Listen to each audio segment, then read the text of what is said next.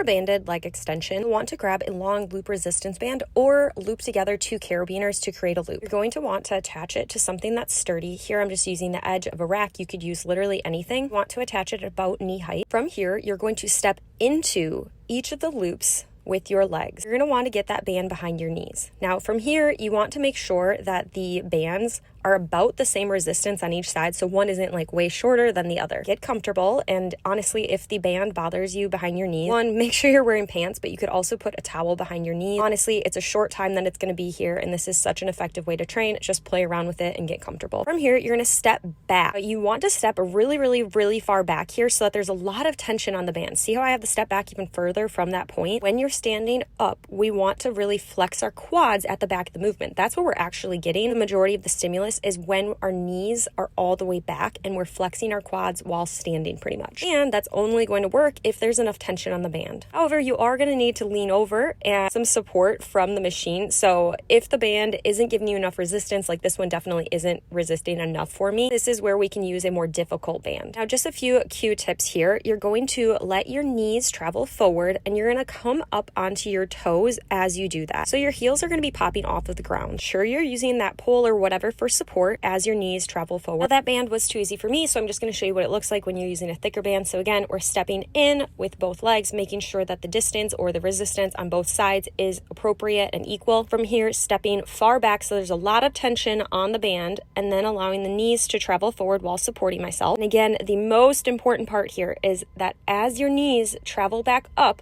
flex your quads. This movement isn't about how low your knees can get as they travel forward. It's about coming to the top and really flexing the absolute living daylights out of your quads at the top of the movement. If you feel this movement is too easy, honestly, it's probably that you're not actually flexing your quads at the top of the movement. Really flex them at the top. Or another good cue is to think about pushing that band back as far as possible. And then here, just showing what it looks like from the front so that you can see it from a different angle. Again, stepping in, making sure the bands are equal length on both sides, nice and comfortable behind my knees, stepping back to create tension here while supporting myself with the pole or whatever, again, sturdy object you have the band looped around. From here, we're about hip width apart or a little bit narrower with our stance. Allow the knees to travel forward as the heels lift off of the ground, and then pushing that band backwards, really flexing the quads at the top of the movement, not worrying so much about how far the knees descend, really just thinking about how far we can push that band back, and squeezing and flexing those quads at the back of the movement.